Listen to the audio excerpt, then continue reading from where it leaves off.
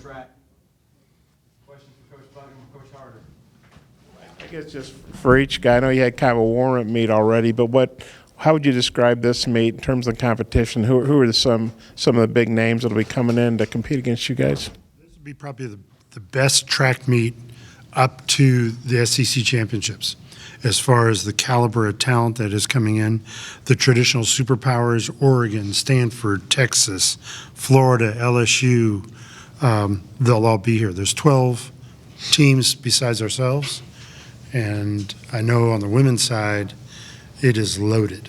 And the number of phone calls I've received from various coaches that are coming, wanting to set up races to basically just run fast. So across the board, I think the competition from the opening of the multi-events to the mile relay on Saturday, each and every race is going to be very special.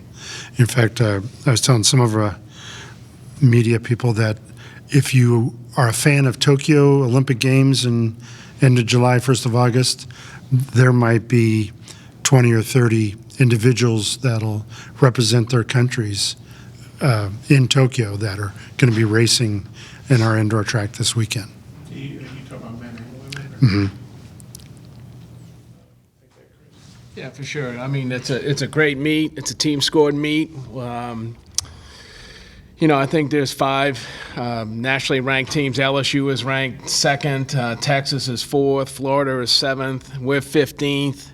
Oregon is 17th. And so, great competition across the board. There won't be an event that isn't national caliber for sure. So we're looking forward to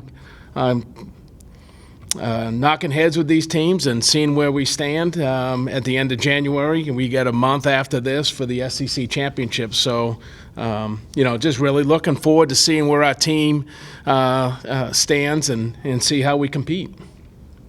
What's the schedule for it? Is this a Friday night, Saturday afternoon? Or? Yes, Friday in the afternoon is multi-events. And then Friday evening, probably the featured events is the men's and women's distance medley. Both those races will probably set up probably the national leaders and as well as qualifiers for the NCAA Indoor Championships.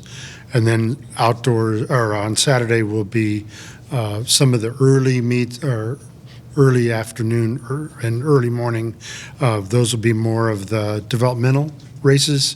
And then roughly 1 to 3, and some of that, the schedule's yet to be determined. Right. So I would have to say prime time on Friday would be from 5 to 7 o'clock. You're going to see a great relay race on both the men's and women's side at 6 o'clock for the men and 6:25 for the women. The 200s get out of the way on Friday night. And then on Saturday, I'd have to say from 1 to 4. 1 to 4:30, 1 to 4:15 is the prime time. And again, the meet's set up great. We got a few prelims, but for the most part, when you get 2 o'clock on, there's one heat of everything. So it's going to be a great meet spectator-wise. And like I said, I would recommend from 5 to 7 o'clock on Friday, and then on Saturday from 1 to 4:15 on Saturday, you're going to see some great track and field.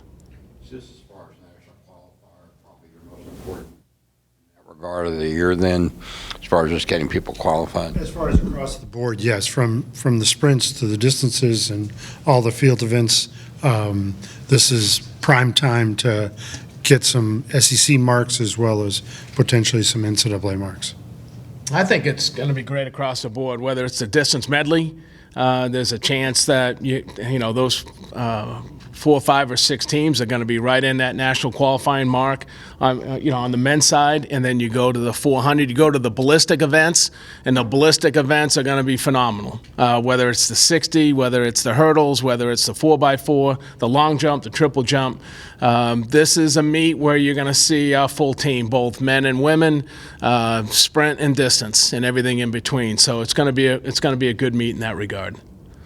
Are there some newcomers, whether transfers or freshmen or JUCO transfers, whatever, grad transfers that you guys maybe are going to showcase? And if so, who would that be? Well, we've got a couple. Leslie in the 400.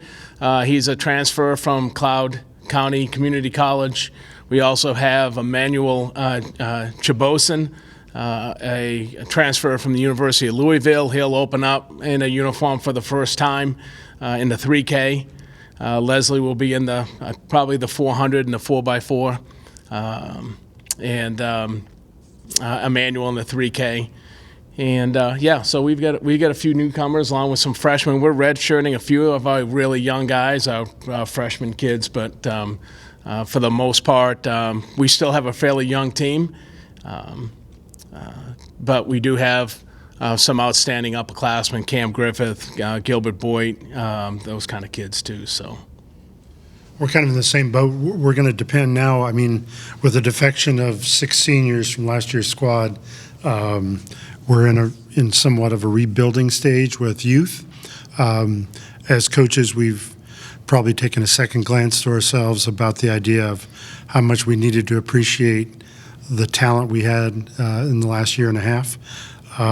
They're gone, so new faces coming in, but we do have 2 transfers, one from UT Chattanooga named Kennedy Thompson.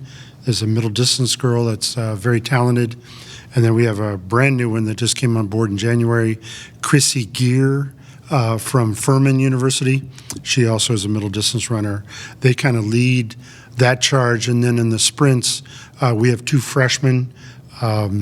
But the one that's probably running as well as any is Desai Freeman. She's also a Jamaican hurdler trying to fill the shoes of Janique Brown, which pretty big shoes to fill. You got the pole vaulter.